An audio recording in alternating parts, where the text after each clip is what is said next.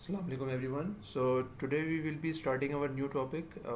Topic का नाम जो है वो स्टेटस स्पेस है। लास्ट जो है हमने दो टॉपिक्स ख़त्म किए हैं कि सिग्नल फ्लो ग्राफ और जो हमारा ब्लॉक डायग्राम रिडक्शन टेक्निक्स है। दोनों के अंदर हम क्या चाह रहे हैं, हम क्या चाह रहे थे, हम चाह रहे थे कि हम ट्रांसफ़र फंक्शन सिस्टम का निकाल सकें, यानी कि हम रिलेट कर सकें अपने आउटपुट और इनपुट को। तो हम ये स्टडी करना चाह रहे थे कि क्या इनपुट होगा आपको तो आपका आउटपुट क्या आएगा।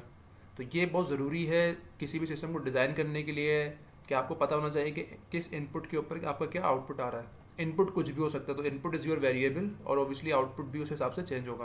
तो इनपुट आपका इम्पल्स हो सकता है, आपका जो है रैंप हो सकता है, आपका साइन वेव हो सकती है जैसे हमने वाइब्रेशन में किया था। तो यहाँ पे मुख्तलिफ इनपुट आप इस्तेमाल कर सकते हैं। अच्छा, अब वो जो ट्रांसफर फंक्शन जो आप निकालते हैं उसको फ़ायदा क्या होता है? Obviously you can analyse the system. आप सिस्टम को एनालाइज करते हैं, आप सिस्टम की स्टेबिलिटी निकाल सकते हैं, क्या सिस्टम स्टेबल है या अनस्टेबल है। तो बहुत ही एक पावरफुल टेक्निक है। आज जो हम जिस टेक्निक के बारे में पढ़ेंगे वो स्टेट स्पेस कहलाती है। ये भी बहुत ही पावरफुल टेक्निक है और नॉर्मली ये जो मेथड है ज़्यादा इस्तेमाल होता है as compare to transfer function in a complex system, usually in MIMO system. MIMO system से मुराद ये है कि मल्टीपल इनपुट मल्टीपल आउटपुट, यानी कि जिस सिस्टम के अंदर आपके पास मल्टीपल इनपुट्स आ रहे हों और आपके पास आउटपुट भी मल्टीपल हो, तो उसमें बड़ा अच्छा रहता है क्योंकि ये मैट्रिसेस के थ्रू सिस्टम को सॉल्व करता है। तो ये जो वीडियो मैं अभी आपको दिखाना चाह रहा हूँ, जो इंट्रोडक्टरी वीडियो है, ये वीडियो मेरी नहीं है, लेकिन ये बहुत अच्छी बनी हुई है। इसमें आप कॉन्सेप्ट्स जो हैं वो बड़े आराम से समझ सकते हैं कि आखिर कॉन्सेप्चुअल वाइज जो है वो क्या है स्टेट स्पेस। तो इसीलिए I decided to share the video with you. तो ये वीडियो हम अभी स्टार्ट करेंगे और आई विल टेल यू कि क्या चल रहा है और क्या एग्जैक्टली स्टेट स्पेस का मतलब है। तो स्टार्ट करते हैं। अच्छा, ये बात तो आप सबको पता है कि डायनामिक सिस्टम जो है उसको डिफाइन करने के लिए आप डिफरेंशियल इक्वेशन इस्तेमाल करते हैं। और चाहे आप वाइब्रेशन की बात कर लें तो हम यही करते थे कि कोई भी सिस्टम आपका स्प्रिंग मास डैम्पर सिस्टम हो, आप उसकी डिफरेंशियल इक्वेशन निकालते थे बाय यूजिंग सम प्रिंसिपल्स, चाहे वो न्यूटन्स लॉ हो या वर्चुअल वर्क हो। तो आप चाहते थे कि आप उसकी डिफरेंशियल इक्वेशन निकाल सकें and then you can use those differential equation to visualise the system, to analyse the system. तो डायनामिक सिस्टम का सबसे अच्छा एक बात यह है कि सिस्टम चेंज किस तरह हो रहा है, ठीक है। तो वो डिपेंड किस पे करता है? It's a function of current state. Current state से मुराद के अभी स्टेट का मतलब क्या है, अभी डिस्प्लेसमेंट क्या है, अभी वेलोसिटी क्या है, कुछ भी हो सकता है स्टेट आपका। तो हम डायनामिक सिस्टम में बात कर रहे हैं तो ऑब्वियसली जो the most important three parameters are displacement, velocity and acceleration. तो स्टेट का मतलब ये है कि अभी सिस्टम क्या कर रहा है, उसकी प्रॉपर्टीज़ क्या हैं। और वो अगर आपको पता होगा, अगर आपको करंट स्टेट सिस्टम का पता होगा तो यू कैन डिफाइन कि फ्यूचर में कैसा बिहेव करेगा डिपेंडिंग क्या वो कुछ पैरामीटर्स पता हो। फॉर एग्जांपल, अगर एक स्प्रिंग मास सिस्टम है तो आपको पता होना चाहिए कि मास की वैल्यू क्या है और स्प्रिंग की स्टिफनेस क्या है, ठीक है। तो ये एक कॉन्सेप्ट है। अच्छा, अब इसको समझने के लिए एक काम करते हैं कि सबसे पहले हम एक सिंपल सा जो है स्प्रिंग और मास सिस्टम बनाते हैं। कोई डैम्पर नहीं है इसके अंदर, इसकी इक्वेशन बनानी सबको आती है आपको। तो यहाँ पे हम डिफरेंशियल इक्वेशन इसकी बनाते हैं। अच्छा, ये इन्होंने डिफरेंशियल इक्वेशन ये बनाई है। अच्छा, यहाँ पे आप कंफ्यूज नहीं हो, ये जो एक्सेलरेशन है उसको पी से डिफाइन किया हुआ है तो इट्स ओके। बस ये जो आपके पास डबल डॉट लगे हुए तो ऑब्वियसली ये जो है आपके पास दो बार डिफरेंशिएट हुआ हुआ है तो ये एक्सेलरेशन है आपके पास, and obviously you have a displacement over here. तो ये एक्सेलरेशन इन्होंने पी से यहाँ डिफाइन की हुई है। अच्छा, अब अगर इसको गौर से देखना चाहें आप तो यू कैन आप देख सकते हैं इसमें कि acceleration is a function of what is this is displacement. तो पोजीशन भी कह सकते हैं, डिस्प्लेसमेंट कह सकते हैं। तो acceleration is a function of position, ठीक। तो पोजीशन पर डिपेंड कर रहा है। And the best part about this is कि जो आपकी पोजीशन है, चाहे आपकी एक्सेलरेशन है, और इसके साथ जो है आपकी, जब आप सिस्टम को मूव करेंगे तो जो वेलोसिटी होगी इंटरकनेक्टेड है वो। तो ये जो यहाँ दिखाया जा रहा है कि आपका जो एक्सेलरेशन, वेलोसिटी और डिस्प्लेसमेंट है, ये तीनों इंटरकनेक्टेड है। अगर कोई एक चीज़ डिस्टर्ब होती है तो बाकी दो चीज़ें भी चेंज होंगी और वो डिफरेंट अंदाज में बिहेव करेंगी, ठीक है। और ये आप सबको पता ही है कि जो आपकी वेलोसिटी होती है वो उसमें 90 डिग्री आउट ऑफ फेज होती है डिस्प्लेसमेंट से, और आपकी जो एक्सेलरेशन होती है वो 90 डिग्री आउट ऑफ फेज होती है आपकी वेलोसिटी से। अच्छा, अब ये जो उन्होंने इक्वेशन लिखी है बेसिकली ये इस जो ये इक्वेशन है उसको उन्होंने डिफाइन करने की कोशिश की है like states and the derivatives. तो अगर हम अज्यूम कर रहे हैं, लेट्स सपोज इस इक्वेशन में this is your state, displacement को आपने एक स्टेट ले लिया है, और ये उसका 2 बार का डिफरेंशियल है, 2 बार डिफ्रेंशिएट कर दिया आपने उसी क्वांटिटी को, तो वो एक्सेलरेशन बन गया। तो यहाँ हम क्या डिफाइन करना चाह रहे हैं, डेरिवेटिव ऑफ स्टेट डिस्प्लेसमेंट। जो डेरिवेटिव है स्टेट का एक्स का, वो उसी का फंक्शन है। तो इसको इस तरह भी कह सकते हैं आप, अब velocity is a function of displacement. ठीक है, तो ये जो सिंगल डेरिवेटिव की बात कर रहा हूँ मैं फिलहाल, कि जो वेलोसिटी है is a function of state which is displacement actually in this our system. जो एक्स है वो डिस्प्लेसमेंट है। अच्छा, अब यहाँ पे सबसे अच्छी बात ये है कि आप सिस्टम की स्टेबिलिटी डिफाइन कर सकते हैं। स्टेबिलिटी डिफाइन कैसे करेंगे आप? स्टेबिलिटी डिफाइन करने की जो एक कॉन्सेप्ट है वो ये होता है कि आप एनर्जी सिस्टम की निकालते हैं। अगर सिस्टम में एनर्जी डिसिपेट हो रही है with the passage of time, तो it's mean the system is stable. लेकिन अगर सिस्टम में एनर्जी विदाउट बाउंड बढ़ रही है, मतलब कोई उसकी एक्सपोनेंशियल ग्रोथ हो रही है, तो इसका मतलब सिस्टम आपका अनस्टेबल है। ठीक है। अच्छा, अब कॉन्सेप्ट आगे चलता है कि अगर क्या सिर्फ जो आपकी स्टेट्स हैं वही, जो स्टेट्स हैं और उसका डेरिवेटिव सिर्फ वही आपस में डिपेंडेंट है क्या?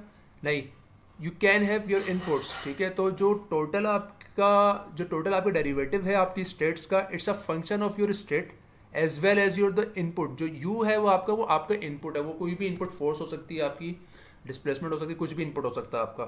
तो ये जो सिस्टम है ये बताता है कि सिस्टम किस तरह चेंज हो रहा है आपका, किस तरह सिस्टम आपका चेंज कर रहा है। और ये एक ही तरीका है दोनों को रिप्लेस करने का।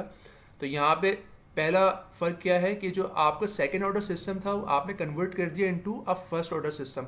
तो यही बेसिक है आपके स्टेट स्पेस का। जो पहला पॉइंट है वो ये है कि आप एक सेकेंड ऑर्डर सिस्टम को जो है वो लोअर ऑर्डर में इस्तेमाल करते हैं, आप सिस्टम को ईजी कर रहे होते हैं। तो यहाँ पे obviously second order system is much more difficult to analyse as compare to the first order system. तो पहला काम आपने ये किया कि आप सेकेंड ऑर्डर सिस्टम को कन्वर्ट कर दिया इनटू फर्स्ट ऑर्डर। सेकेंड आपने ये किया, आप रिलेशन निकालना चाह रहे हैं कि आपके जो स्टेट्स हैं उसका डिफरेंशियल किस पे डिपेंडेड है। तो आपके जो स्टेट का डिफरेंशियल है एक्स डॉट, वो डिपेंडेड किस पे? आपके स्टेट के ऊपर ही डिपेंडेड है और आपके इनपुट्स के ऊपर डिपेंडेड है। तो ये जो कॉन्सेप्ट है ये एसेंस है आपका, जो स्टेट स्पेस है उसकी एसेंस है ये। अच्छा, ये जो स्टेट स्पेस है ये बहुत जगहों पे इस्तेमाल होती है।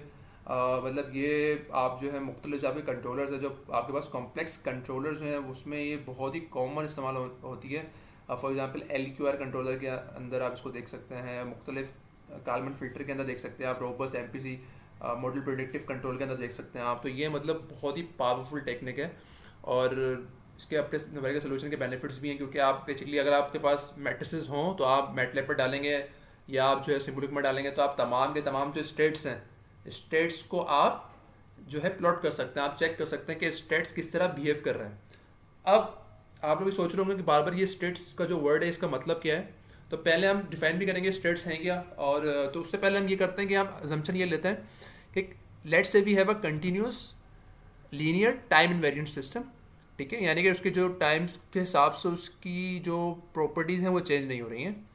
तो कंटिन्यूस है, लीनियर है और टाइम इनवेरिएंट सिस्टम है। अच्छा, स्टेट स्पेस में हमेशा आपको 2 इक्वेशंस मिलेंगी। So your first equation is just your state equation. ठीक है, तो ये, और the second equation is your output equation. इस पर हम मजीद बात करेंगे, इसको सॉल्व भी करेंगे बेसिकली। लेकिन अगर यहाँ पे समझना चाहें हम, तो अभी तो ये आप सिर्फ जहन में रखें कि जो आपका x है, जो मैं x का वर्ड इस्तेमाल कर रहा हूँ, x of t, it's mean कि x is dependent on time obviously, वो आपका स्टेट वेक्टर है। तो उसमें मुख्तलिफ स्टेट है। अब ये जो x है ये कुछ भी हो सकता है। It can be your displacement, it can be your velocity, it can be your acceleration. और अगर कहीं आप इलेक्ट्रिकल जो है वो एरिया के अंदर है तो may be can be your current. ठीक है, चार्ज हो सकता है ये। तो अभी क्योंकि हम डायनामिक सिस्टम की बात कर रहे हैं, मैकेनिकल सिस्टम की बात कर रहे हैं, तो x जो आपका स्टेट वेक्टर है इसके मुख्तलिफ कंपोनेंट्स हैं। तो हो सकता है डिस्प्लेसमेंट हो सकता है वेलोसिटी हो सकता है दोनों हो सकता है एक्सेलरेशन हो, तो इट डिपेंड्स। तो पहले तो ये होगा कि ये स्टेट वेक्टर है, x जब भी इस्तेमाल होगा वो स्टेट वेक्टर कहलाएगा। और ये क्या शो कर रहा है, क्या है? This is just the differential, the first derivative of x, this vector. तो ये क्या बता रहा है? How the state vector changes. Differential जो आपका यही बताता है कि किस तरह आपका कोई भी वेरिएबल चेंज हो रहा है विद ओवर द टाइम। ठीक है, तो ये 2 चीज़ें समझ आ गई होंगी आपको। उसके बाद देयर इज a। ठीक है, तो ये और b भी आ रहा है यहाँ पे, तो देयर ऑब्वियसली कोई जो ये इक्वेशन अगर देख लूँ तो सिंपल जो है वो लीनियर कम्बिनेशन है, दो टर्म्स से सिंपली मल्टीप्लाई हो रही हैं। नाउ जो ए और बी है ये दोनों आपके मैट्रिसेस हैं यहाँ पे, ठीक है। अच्छा बी के साथ जो टर्म लिखी हुई है वो यू टी है। What is U T? You is your input. तो जब भी आप स्टेट स्पेस की बात करेंगे तो यू को हम इस्तेमाल करते हैं हमेशा अपने इनपुट के लिए, जो इनपुट आपकी सिस्टम में आ रहा है, ठीक है। तो ये आपकी एक टिपिकल स्टेट स्पेस की इक्वेशन है, ये आपने याद नहीं करनी, वैसे तो इतनी सिंपल है, लेकिन ये आपको गिवन होगी तो आपको सिर्फ इस्तेमाल करनी है। अच्छा, अब इसको मज़ीद हम देखते हैं। ये अब जो सिस्टम है जो ये नीचे बताना चाह रहे हैं, ये बताना ये चाह रहे हैं कि एक्स जो स्टेट है आपके वो मुख्तलिफ हो सकते हैं, बहुत सारे स्टेट हो सकते हैं, इट कैन बी इनफाइनाइट। तो आप यहाँ देख सकते हैं कि x.1, x.2, x.3, तो ये डिपेंडेंट है कितने आपको चाहिए सिस्टम को डिफाइन करने के लिए कम्प्लीटली, तो उतने आप स्टेट अपने लेते हैं। अगर लेट सपोज आपको सिस्टम में सिर्फ दो चीज़ें चाहिए उसको टोटली डिफाइन करने के लिए, तो आप सिर्फ दो स्टेट लेंगे। अगर आपके सिस्टम में रिक्वायरमेंट है कि 3 स्टेट होने चाहिए तो आप 3 स्टेट लेंगे। ऑल डिपेंड्स कि how many states are required to completely define the system. अच्छा जी, तो अब यहाँ पे जो है ए और बी मैट्रिसेस, ये जो है ये कहाँ से आता है, पहले ये सवाल आता है। तो जो आपके ए और बी मैट्रिसेस हैं ये आपकी सिस्टम की इक्वेशन से आते हैं। सिस्टम की इक्वेशन से क्या, सिस्टम की इक्वेशन किस पर डिपेंड करती है? अगर एक स्प्रिंग मास सिस्टम है तो obviously it will depend on the mass on the spring, कि मास की वैल्यू क्या है और स्प्रिंग की स्टिफनेस क्या है। अगर डैम्पर है तो डैम्पर का डैम्पिंग कोफिशिएंट क्या है। तो जो आपके ए और बी मैट्रिसेस हैं ये कहाँ से आएंगे? आपकी सिस्टम की इक्वेशन से आएंगे, और ये आपको निकालने पड़ेंगे सिस्टम को एनालाइज करने के लिए। अच्छा, अब सेकंड इक्वेशन में आता है कि वाई इज योर आउटपुट। ना वाई कैन बी एनीथिंग, वो आपके स्टेट्स नॉर्मली होते हैं, यानी कि वाई आपका एक्स भी हो सकता है, आपका एक्स डॉट भी हो सकता है, ठीक है ना। तो यहाँ आप डिस्प्लेसमेंट भी लिख सकते हैं, आप वेलोसिटी भी लिख सकते हैं, आप एक्सेलरेशन भी लिख सकते हैं वैसे तो। अच्छा, जो दोनों की इक्वेशन है सिमिलर है बिल्कुल ना, तो y output is also a linear combination of states. ये देखने हैं दोबारा स्टेट आ गया यहाँ पे, ये जो एक्स है वहाँ पे आउटपुट में भी आ रहा है, and input multiply with some matrix D. तो अगेन द आउटपुट, जो आपका आउटपुट है, it's a combination of your state and also it's a combination of the input जो आपका आ रहा है मल्टीप्लाई बाय सम मैट्रिक्स। तो अच्छा, अगर एक बहुत ही सिंपल सिस्टम की हम मिसाल लें यहाँ पे, तो वो ये मिसाल हो सकती है कि आपकी जो है एक इनपुट आ रहा है यूटी, और आपका जो है वो एक गेन से मल्टीप्लाई हो रहा है, और आपका आउटपुट आ रहा है वाई टी, ठीक है। तो यहाँ पे अगर मैं इसकी इक्वेशन लिखना चाहूँ तो y t must be equal to u t multiply by gain. हम यही करते हुए हैं कि आप अगर आप इनपुट को मल्टीप्लाई करते हैं गेन के साथ तो आपको आउटपुट मिलेगा। तो एग्जैक्टली वही चीज़ यहाँ पे लिखी हुई कि y t is equal to value which is gain multiply by u t. अच्छा, अब this is our output equation, can you compare these two, ठीक है। तो अगर मैं यहाँ पे इन दोनों को कंपेयर करूंगा तो इट्स मीन कि यू टी, तो यू टी आगे कंपेयर हो गया। What is this value? This value is basically D, ठीक है। जो ये वैल्यू है आपकी वो डी ही है। तो इसका मतलब ये हुआ कि इस सिस्टम की इक्वेशन के अंदर सिर्फ डी की वैल्यू आएगी, बाकी ए बी सी तो तीनों जीरो हैं, क्योंकि उसकी कोई इक्वेशन ही नहीं आ रही है, कोई डिफरेंशियल टर्म ही नहीं है इस सिस्टम के अंदर ना। हमें नहीं पता कि वाई टी एग्जैक्टली है क्या, but there is no differential term. तो जो डी है वो बेसिकली आपकी ये गेन की वैल्यू है यहाँ पे।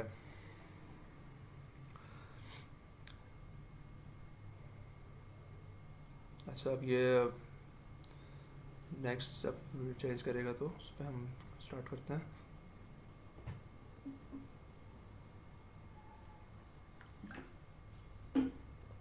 अच्छा, यहाँ ही बताना चाह रहे हैं कि जो आपके थोड़ा भी चलते हैं, जो यहाँ बताना ये चाह रहे हैं कि जो आपकी दोनों इक्वेशन है, आपकी एक स्टेट की इक्वेशन स्टेट स्पेस की और आपकी आउटपुट की इक्वेशन, इसमें 3 बार जो है आपका स्टेट वेक्टर आता है एक्स टी। देख रहे हैं आप, ये x T, this is x T, this is x dot T, तो ये उसका डिफरेंशियल है, लेकिन तीनों में जो है वो स्टेट वेक्टर डायरेक्टली इन्फ्लुएंस हो रहा है, तो 3 जगह आ रहा है आपका ये।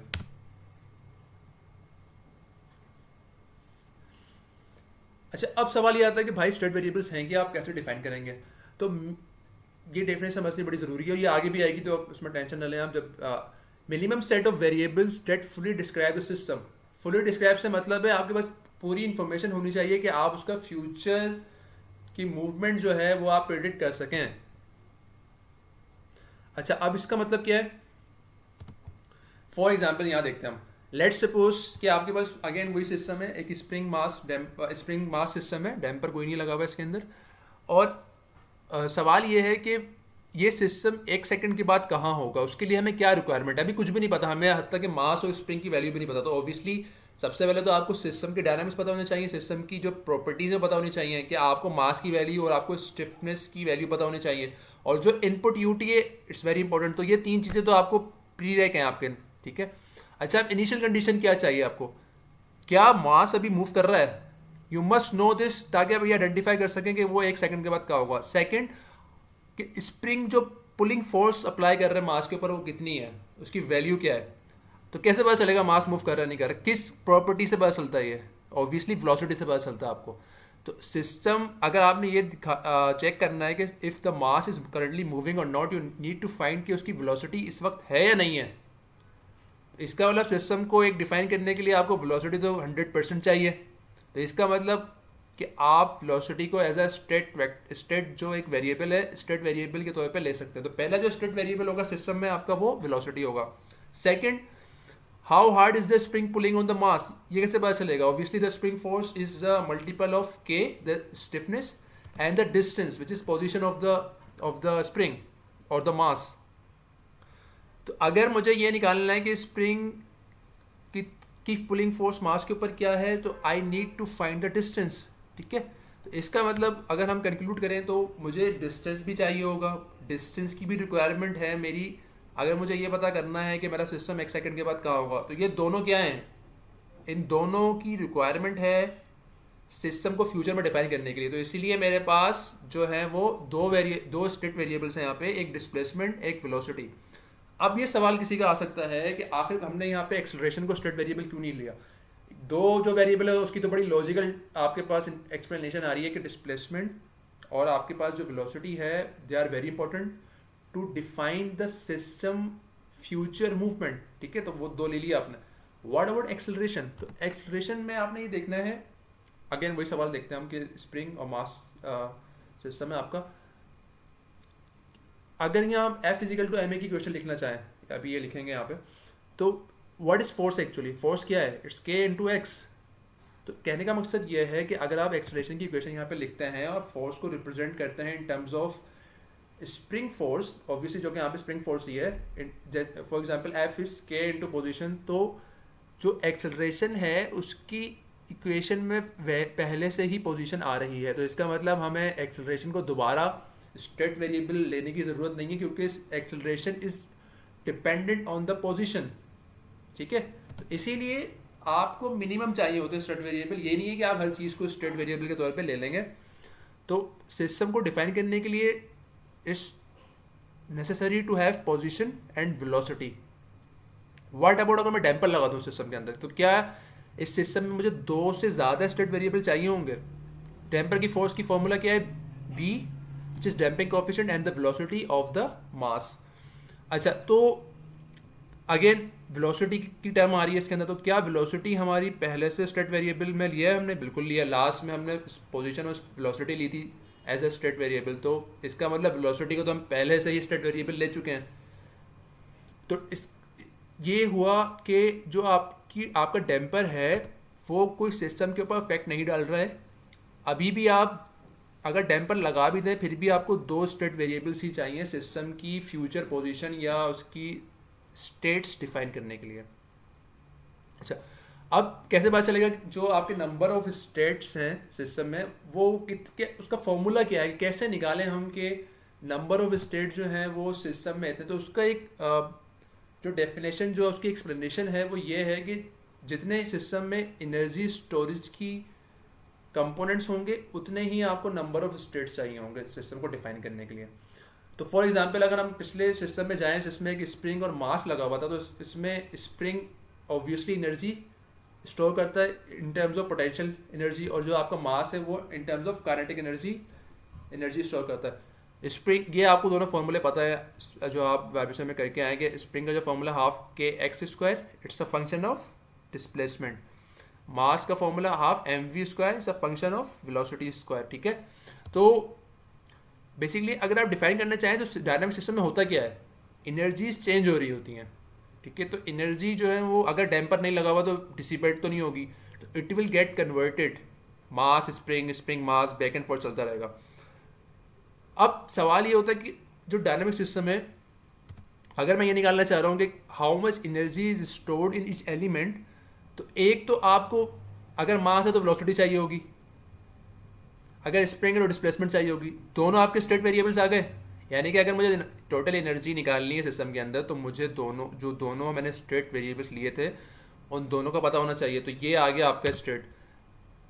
Next, you need to multiply the state with the dynamic system की मास की वैल्यू क्या है, ठीक है, या स्प्रिंग की स्टिफनेस क्या है, उसकी जो न्यूमेरिकल वैल्यू है वो भी तो होनी चाहिए ना। तो वो जब आप सिस्टम को डिफाइन करते हैं तो आपके पास स्टेट के साथ कुछ ना कुछ जो है वो मैट्रिक्स या कुछ स्केलर क्वांटिटी भी आएगी। तो ये क्या बताती है, how the transfer of energy takes place, कि एनर्जी कैसे ट्रांसफर हो रही है। तो एक्स आ गया आपका स्टेट, ए आ गया कि एनर्जी किस तरह ट्रांसफर हो रही है, और जब एनर्जी ट्रांसफर होगी तो सिस्टम चेंज होगा, तो वो आपका क्या आ गया एक्स डॉट। मतलब व्हाट इज द प्रिडिक्शन कि आपका स्टेट जो है, जो आपका स्टेट एक्स है, उसकी फ्यूचर में क्या वैल्यू होगी, किस तरह वो चेंज हो रहा है, ठीक है। तो क्योंकि डिफरेंशियल जो आपका डेरिवेटिव होता है क्या करता है, वो आपका फ्यूचर बताता है कि how the variables are changing with respect to time. अच्छा, ये सिर्फ पूरा नहीं हुआ, क्योंकि ऑब्वियसली सिस्टम के अंदर कोई ना कोई एक्सटर्नल एनर्जी भी तो आ रही होगी ना, डिपेंडिंग है वो फ्री वाइब्रेशन में है या फोर्स वाइब्रेशन में है, ठीक है। तो अगर वो फोर्स वाइब्रेशन के अंदर है, कोई फोर्स उसमें लग रही है, कोई इनपुट आ रहा है, कोई एक्सटर्नल एनर्जी उसमें मुस्तकिल आ रही है, तो वो जो एक्सटर्नल एनर्जी वो भी आपको ऐड करनी पड़ेगी, विच इज़ यू, ठीक है। और वो किस तरह कन्वर्ट हो रही है इनटू डिफरेंशियल स्टेट, तो वो आप मल्टीप्लाई करना पड़ेगा आपको बी के साथ। ऑब्वियसली बी जो होगा वो भी आपका सिस्टम की इक्वेशन से आएगा। अच्छा, ये तो यहाँ तक जो है हम ये समझ पाए हैं कि स्टेट एग्जैक्टली है क्या, ठीक है। आप किस तरह स्टेट को सिस्टम में लेते हैं मैकेनिकल सिस्टम के अंदर, और किस तरह उसको डिफाइन करते हैं। तो अगर मैं कंक्लूड करना चाहूँ इस पूरे सिस्टम के अंदर, तो जो स्टेट होती है वो इसलिए ज़रूरी होता है ताकि आप सिस्टम का फ्यूचर रिस्पॉन्स निकाल सकें। और वो हम डिफाइन इस तरह करते हैं कि हम ये देखते हैं कि सिस्टम में एनर्जी किस तरह आपस में ट्रांसफ़र हो रही है, किस तरह चेंज हो रही है। तो हम स्टेट क्यों निकालते हैं, ताकि हम सिस्टम का जो फ्यूचर रिस्पॉन्स है आफ्टर सम टाइम उसको हम जज कर सकें, एनालाइज कर सकें, और अपने सिस्टम को डिफाइन कर सकें, उसकी स्टेबिलिटी निकाल सकें। तो ये एक ओवरऑल वीडियो थी। होप आपको कुछ ना कुछ समझ आया होगा। अब जो नेक्स्ट वीडियो होगी उसमें मैं इंशाल्लाह पीपीटी से स्टार्ट करेंगे हम, उसमें भी थोड़ी सी डेफिनेशन दोबारा रिपीट होंगी, तो डोंट वरी। फिर उसमें हम न्यूमेरिकल भी करेंगे, तो आपको एक आइडिया होगा किस तरह न्यूमेरिकल्स किए जाते हैं। यहाँ तक रखते हैं इस वीडियो को। अल्लाह हाफिज़, सी यू सून।